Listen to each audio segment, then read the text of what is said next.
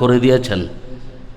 আর আমাদের নফসে লাউওয়ামা মানে হলো আমরা গুনাহ করি, আবার তওবা করি, আবার নিজেরা বুঝতে পারি এটা গুনাহ করেছি, হয়তোবা অনেকে বুঝি হয়তোবা বুঝি না, তারা হলো লাউওয়ামা।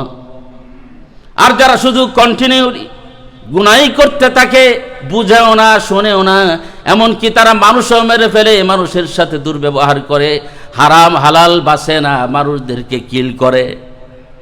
এই যে মানুষদেরকে যারা মেরে ফেললো, খুন করলো, তারাও তো মানুষ। সুন্দরবন থেকে কি বাঘ গেছিল? গুলি করে পাখির মতো মারার জন্য বাঘ গিয়েছিল? মানুষকে মেরেছে। তাহলে এটা আবার কোন নাফস? এই নাফসটা হলো জানোয়ারের নাফস, পশুত্বের নাফস। সেই নাফস থেকে আল্লাহ তাআলা নবী আম্বিয়াদেরকে বাঁচাই দিয়েছে। কিন্তু আমাদের মুজাহাদার মাধ্যমে, জিহাদের মাধ্যমে